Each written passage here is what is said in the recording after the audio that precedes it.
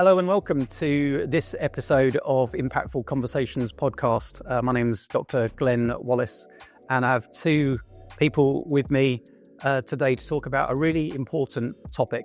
And I'm first going to reintroduce, should I say, my very good friend and co-host, Nezhmi Alexander. How are you, Nezhmi? Hello, I'm very well, thank you. I'm excited for the conversation that we're about to embark. Brilliant. Good man. I've had the great fortune of exchanging views about leadership and middle management and middle leaders with our guests today and took so much away from that conversation. I'm absolutely convinced that our audience will benefit as hugely as I did. Simon Hopper is joining us today, Director of Learning and Organisational Development. Simon, it's lovely to see you again, and you're very welcome to Impactful Conversations. Thank you very much. And I was surprised when you said it had been about 12 months since our last conversation. It was, like you say, really interesting topic, and hopefully I can share a bit more today. If you like, I'll just give a quick background to myself for your listeners as well, just that'd be lovely. Thank you. An idea. So I guess I've been in and around people development for about 20 years, and industry-wise, I've worked across retail, finance, largest in the energy industry, and most recently in pharma. And I've worked from frontline, I guess, cutting my teeth on systems training and learning the kind of that kind of side to it, right through, as you say, to most recent role was as a director of learning and organisation development, looking after the EMENA business, and again across the whole sort of range of people programs and people development. And I guess from going back to sort of systems training right through to, I guess, where I am now, I think my view has shifted on what's important as well, and important in how organizations really approach people development. I absolutely sit on the fence of, if you want your organization to perform, give people the tools and infrastructure to be able to thrive, and that for me will enable that real high performance of an organization, and that's kind of where I sit and where I align broadly, I think. Yeah, well, we'll dig into lots of that, because I think with the organizational development part of your title, there's a really good alignment between some of the work Nezhmi and I have been doing with guests and through the podcast in the last year or so, and this idea of leadership being, yes, it's about individuals and individual behaviours, as you say, and the support for those individuals to do that job, but it's actually looking at leadership as a system in itself, and how do organisations leverage that system, to raise performance and frankly get the results that the organisation needs. We are all aware that the market's pretty challenging at the moment, that's to say the least. So yeah, really cool. We're gonna focus today on, I think, part of that system that, if we looked at it through a systemic lens, would be called that translation layer, the middle, sometimes referred to as the sticky middle, the squeeze middle, whatever preface you give to that middle. I would say that it's a really vital part of the organization because of its role in translating sort of strategy into everyday operational side of things. What's your take on the middle and its role? It's I would agree and think it is that fundamental layer of an organization that can either affect greatness, or it can potentially pull an organization down if it's not looked at in the right way, and certainly the individuals operating in there as well. It's vital because it's a key layer, as you say, around translation of strategy, communication. What's in it for me? It's that purpose piece that can be so key. And coming up, you have the delivery, the operational challenges, measures. People want in your time, they want you to be a decision maker, and it's a really interesting space to try and navigate when you're there, and sometimes see some of the real challenging things that come out of that, which is potentially, if I can call it, kind of like that graveyard of ambition, where everything just feels, do you know what, I can't do anything about it. I'm just gonna, and that is sometimes what we see happening, and that's where it can pull on the organisation performance. Actually, where you can really utilise it is where organisations can thrive in really giving purpose and meaning to that role. And there's a lot around autonomy, ownership, and I think how those individuals are developed as well, which I guess we can touch on as we go a bit further into the conversation. What would you say are the sort of distinct challenges for any organisation that's looking to elevate the performance level of this layer of the sort of sticky middle? Well, I think for me, it's often seen as still as a very transactional layer, not a transformative layer, if I can position it like that. When you look at perhaps the types of development people programs that come around that, it's right, you've been a manager that falls into this group, middle managers, you've been with a company 10 years, therefore you're on this program now to learn about X, Y, and Z. And I think that for me loses a bit of meaning around what it is. I think for me there's a lot more opportunity around having the role kind of reframed and recrafted as well. I talked previously about purpose, and I think that's a key one where you often, again, I am generalizing in certain instances, but often it's people at that middle management layer have joined at the company, worked their way up, done the role, maybe managed the team, and then have got up to that layer. And it's, as we know, layers are compressed the further you go up an organization. And it's sometimes that support in understanding that you're no longer transactional, you have a delivery focus, but actually you've also got more of a focus on where it should be around people, culture, and strategy. And depending where your comfort lies, and I think sometimes that drives some behaviours we see, is I just don't feel like I can create a culture, or I know how to implement the strategy and translate it into key targets for the team. But so actually I'm going to just ease myself a little bit further down to my comfort zone, which is that delivery transactional side, because that's what I know. And I think that's again where there's push and pull between this are you going to enable performance, or are you going to, or potentially could you pull it down by where you actually sit and position yourself around it?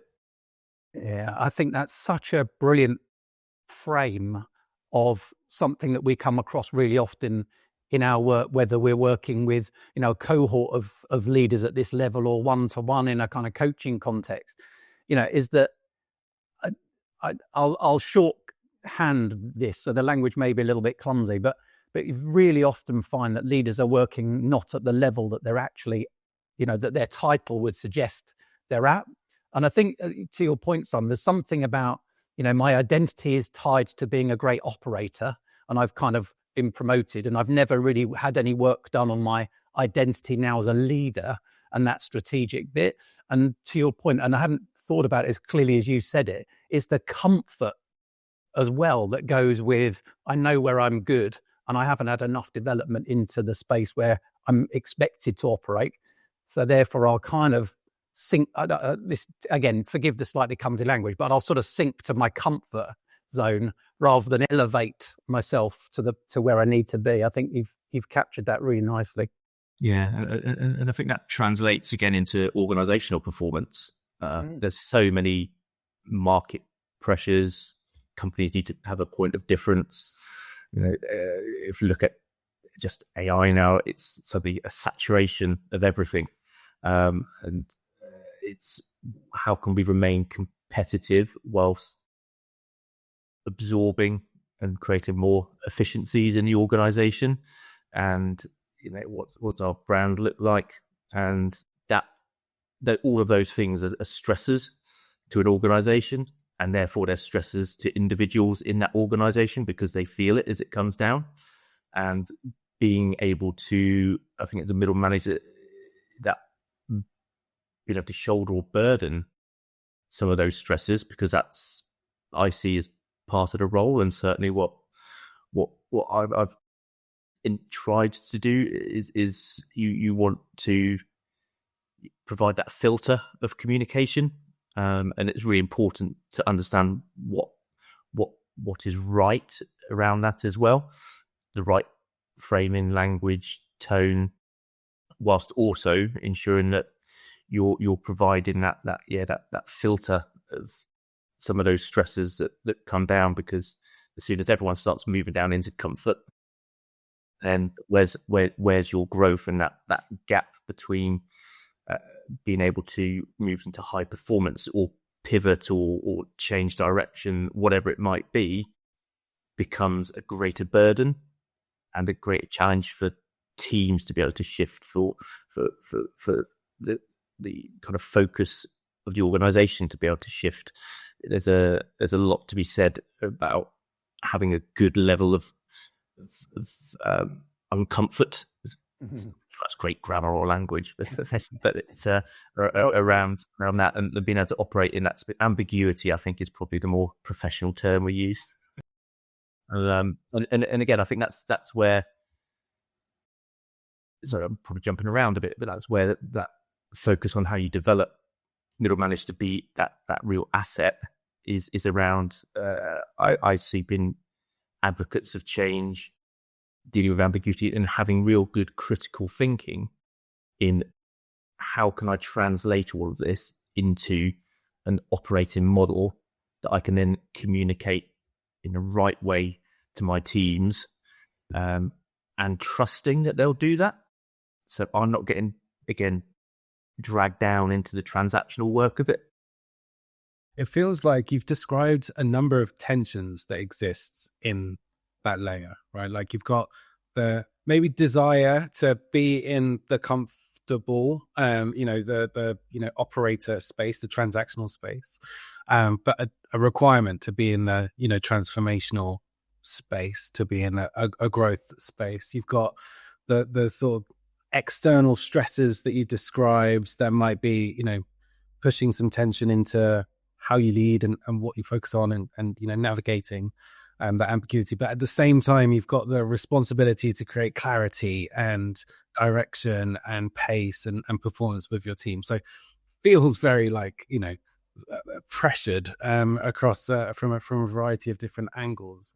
In your experience then, Simon, what do you feel is the big difference maker for an organization that is maybe investing in this, developing this layer, or developing these groups of people in this kind of underneath that tension?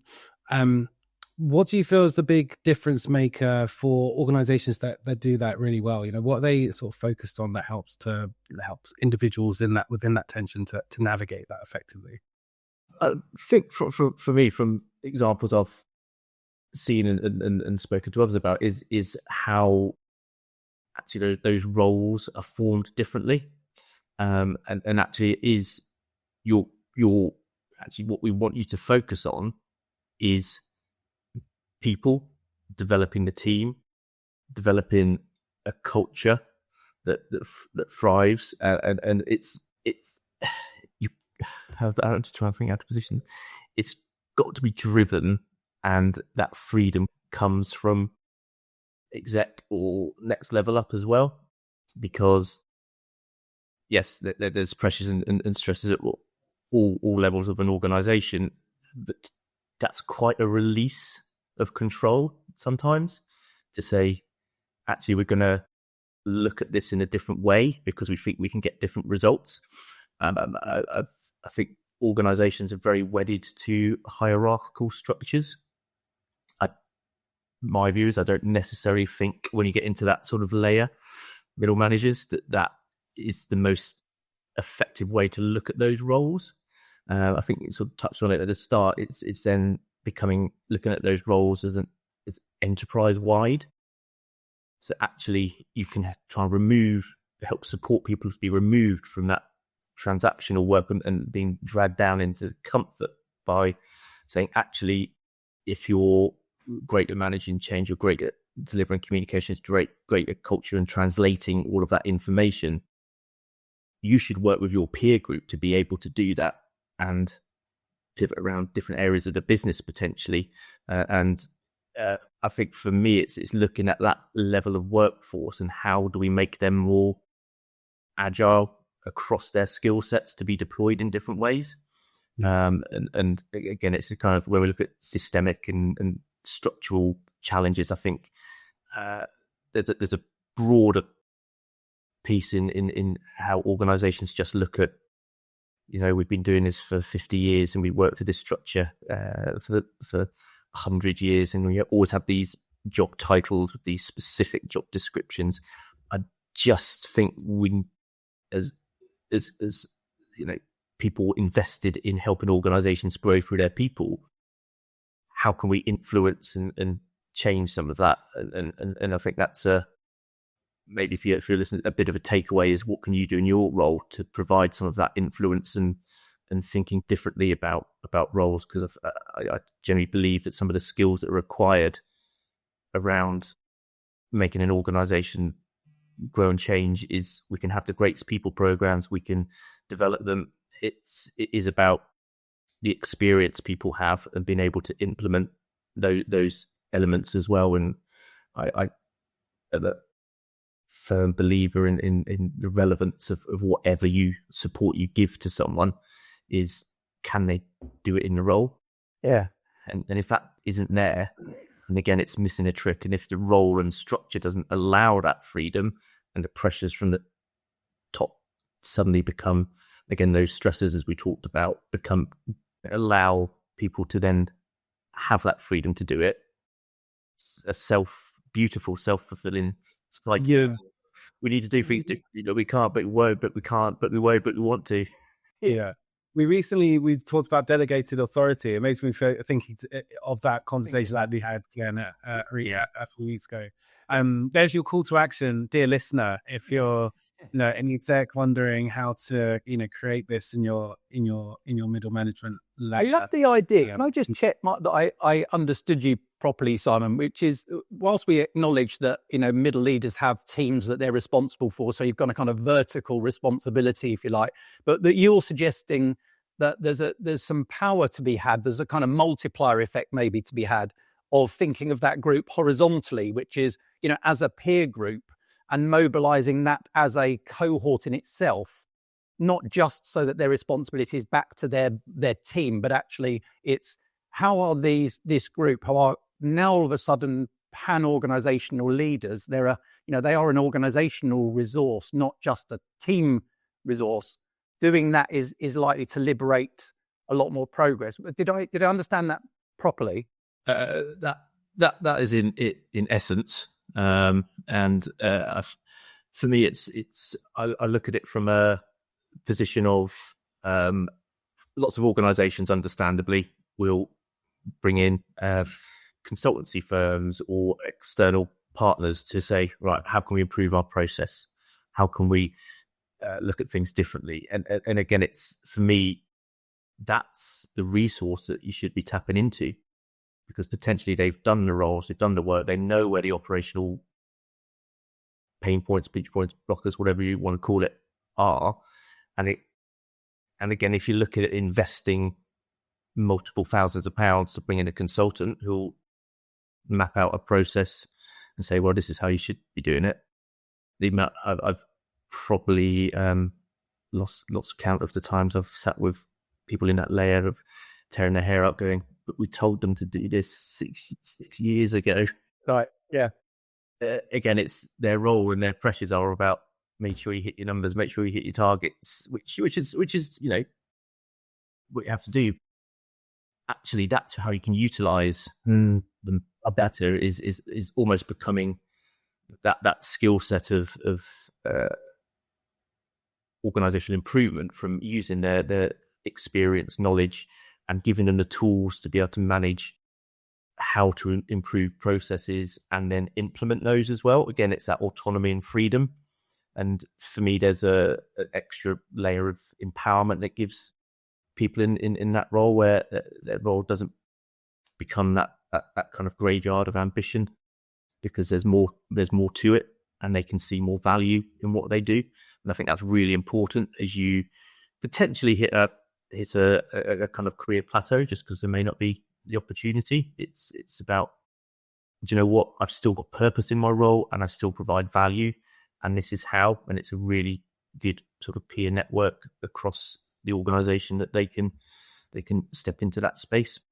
Yeah, it feels like there is, in what I'm hearing from you, Simon, like there's so much like institutional knowledge and insight across that sort of layer of an organization. And actually, there's a real strategic question to be asked around how can we unleash that in the most, potent and impactful way.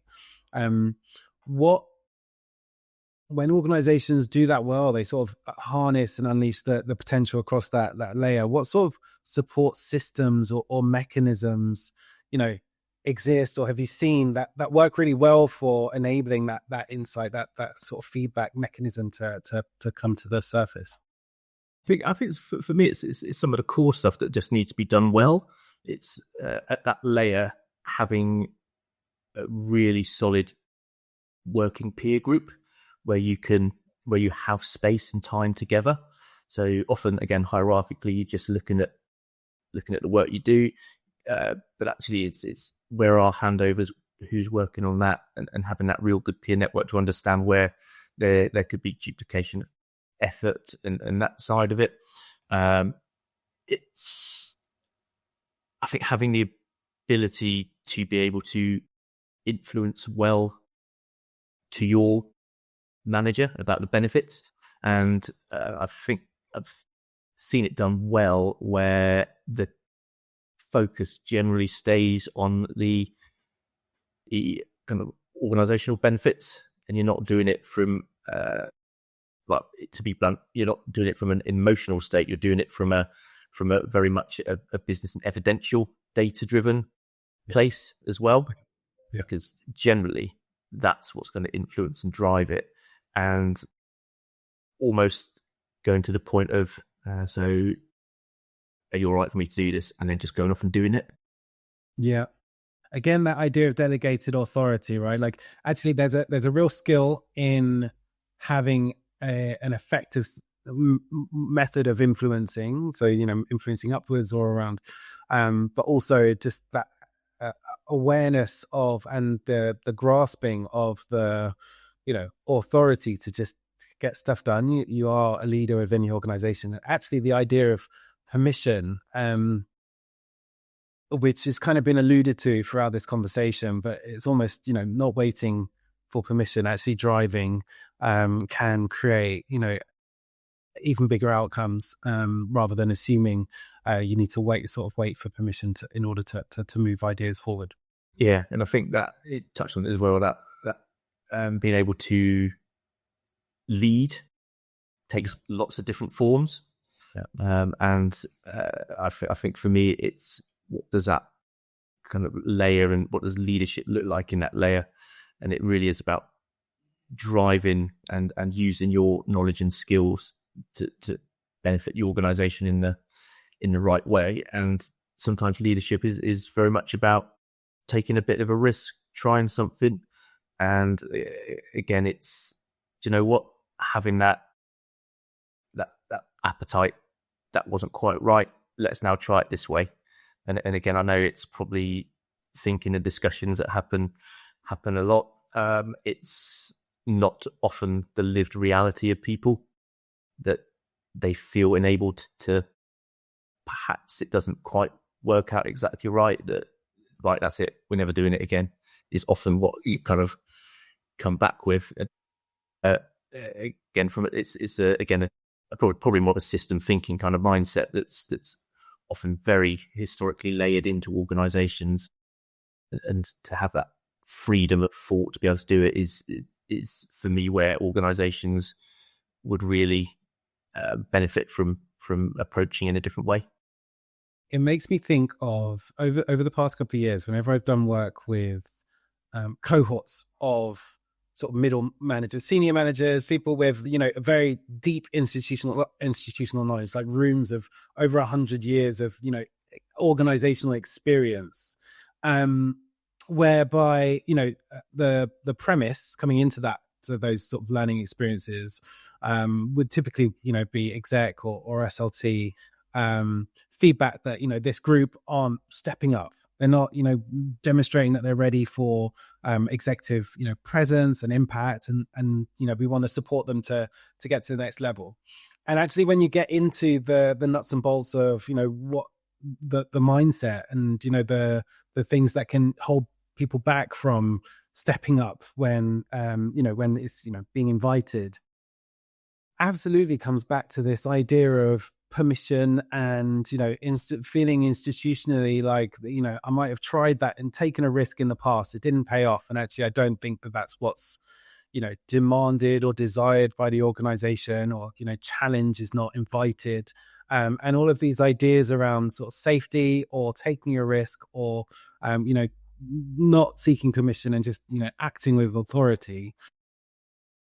It seems so fragile, those ideas, and actually it just takes one bad instance where it didn't kind of pay out in your favor, or a few indications from particular exec member or whatever, but actually that's not what's invited or required in the organization, and then people go back into their shell, that same idea of comfort zone. And like, no, that took a risk, didn't pay off, never going to do that again, until we in a room like, okay, let's explore what's sitting behind this, and then you can unravel those things relatively easily once it's clear that that's the context of what it is that we're working on here. That's what's desired and invited by the organization. Let's explore what needs to happen in order to make that the case. But it's really interesting that comes up. It feels like that's really ubiquitous, right? Like it's really common experience across that. I think generally it kind of is, and part of me wishes that I was able to sit here and give some completely divergent views and say, well, this organization doesn't necessarily represent anymore, and it's different. It's I think that's the importance of having these sorts of discussions is highlighting that the status quo just doesn't work, or it works less effectively than perhaps a rebrand and a reshape of how things can be. And it's not coming in on Monday and saying, right, you're now managing all this change, and I want you to change all these processes, and I want you to develop all your team and do the culture from Monday. Having I like a bit of structure and plan and that side of it, and it is about looking at it. If this is where we want to get to, and we can see the benefit of it as a company, actually that forms part of that organization's strategy in how they manage people and roles. I'm also of a view. I've got quite a broad range across my kids. My youngest is 7, my eldest is about to turn 18, and I sit there working in organizations thinking, what are they going to be coming into, and what does it look like for them from a generational perspective? It's I fully expect and would encourage them to have multiple different organizations, companies they work for yourself, try everything to develop a real broad range of skills around what it looks like for the future. The kind of copy and paste job descriptions you see don't really, I think, live reality of what roles are, and that becomes a real it can become a challenge for an organization again when we're looking at how we continue with a real healthy culture and feeling that for me, anyone that's working for an organization primarily give that person purpose and give them value. And that is two of the biggest things you can do, and particularly with this layer we're talking about, is they can drive that value and that purpose in such a meaningful way. And it's trying to, again, harness that and deliver it in the right way. Sort of tying back to my earlier point, because then the organisation in my head, so things aren't always right in my head, but that organisational performance, how could it not grow and deliver more where people feel valued, therefore they want to do more? That's the natural kind of output from it for me. What I'm hearing, and what I really like, Simon, in the way that you view that this middle leadership layer that we're talking about, is that almost despite all of the pressures, despite the discomfort that might come, despite the demands from above and below, that it's worth shooting for. Because very often we'll work with more junior leaders or managers who kind of go, well, why would I want that? Why would I want that? Why would I want that next step? But if there's people listening to this and thinking, yeah, why would I want the next step? Well, let me put you in the hot seat and go, be the champion for that role for a minute. What's your sales pitch if you were going to make one for people? Accepting that all organizations are different, but if we're just thinking about that as a next step for somebody, what would your pitch to them be to encourage them to take it? God. For a reason we don't work in sales, isn't there? So for me, it's about, what do you want to look back on and say, I did that well and I affected a change in an organisation? And how many of us can really look back and say, well, I delivered X, Y, and Z, but really where was the value to it? I think I'm moving much more, as well as, no matter where you are in your career, it's looking at what are those key parts that I learned, developed, and delivered and added value in. And because we worked for a long time, and it's for me, it's about looking back on some key points and saying, do you know what, I did that. And people might not be at that organisation who remember me or whatever it might be, but actually, where I was there, I made a difference, and I took it upon myself to make that difference. Yeah. And is it? I love that. Is it fair to say that whilst people might look back on projects and go, I delivered that project, probably the thing that they're more likely to look back on is, I helped her get to where she is, or I had an influence in how he, took on the next role, and isn't it brilliant how they are flourishing? I think there's some. I certainly hear leaders talk a lot more about that as their legacy piece than necessarily the big project they delivered. I absolutely am completely wedded to that as well. Yeah, I look back, and actually it's individuals I coached and then got that sort of grow, develop, get over some challenges that they had, secure that next role position. I don't just kind of look at, right, well, that was a really good, well-structured learning program with content. The stuff I do design is obviously like that, and it's brilliant. Mate, yeah. However, what sticks in my mind, and I think it's a real core piece around leadership, and certainly this layer is your, again, apologies for repeating myself, but it's that value, and you do that for being human, being authentic, and building trust with people, and those are the key assets that when you look back at what's been effective and change and value and how you deliver that, is, yes, you can put a cost on in cutting a process down from 15 steps to 10 and all those handoffs and that side of it, but actually you've made people's work better as well. Yeah. And therefore they have a better experience while they're at work, and that is, in any leadership role, is kind of what you should be doing. You never have to apologize on this show for being human centric, Simon. That's you never have to worry about that at all. It's very much where we're coming from. Absolutely. And it feels like, there's a suite there of skills, characteristics, things to emphasize or focus on within your leadership that will, stand the test of time? Like that idea around just being human-centric, building, trust in those around you, developing those around you so that they can, fly in the long term. You can look back at your contribution towards that success.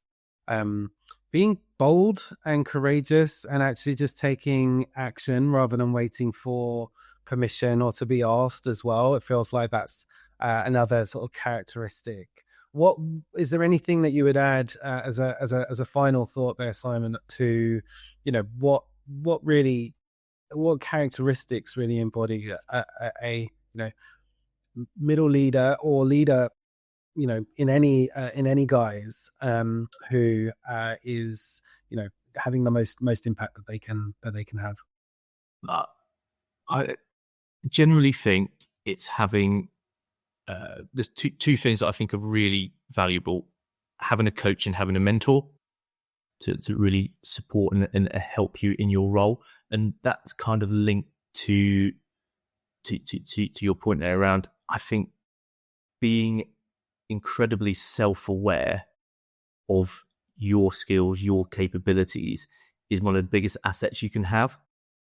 Again, so you can target and work with the right people to develop those areas you need to, but also share your strengths with people. And again, I'll just use myself as an example. I'm naturally very introverted. And over the years, I've learned and understood that having a broad network is really valuable. And that's across an organization and externally as well. A little part of me dies inside every time that I go and reach out and make contacts in organizations.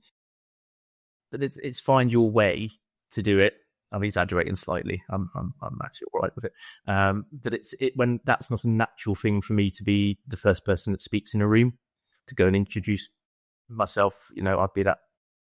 So maybe wait for people to come to me, but actually taking that step and introducing yourself and doing that, because then if you can put yourself in that self-awareness space, and again, this sort of going a bit full circle, knowing where I'm uncomfortable, knowing where you're uncomfortable, that's the bit that you can really then start to leave. If you're being really kind of critical and in a positive way with yourself, your skills, your capabilities, because once you can do that, I think that puts you on such a strong foundation to be able to kind of affect and elevate your career and what and the impact you can have in it.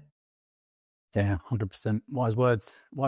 Look, we could go on, and I think probably the best bet, Simon, is to say we'll have you back on another one at some point, if that's okay, because there's clearly a wealth, and I was confident about the quality of the conversation before we started, and you proved just what a mine of useful, well, not just useful information, but I think just perspectives that people listening to this will go, yeah, do you know what? I hadn't thought about it like that. And that's a really, but also making things really accessible. One of the things I've loved about how you've presented today is your views on things is actually that you've made it really accessible to leaders and managers who'll be listening to this program. So from Nezhmi and I, thank you so much. It's been lovely to see you again. And thank you for taking the time to share your insights with us. It's been brilliant.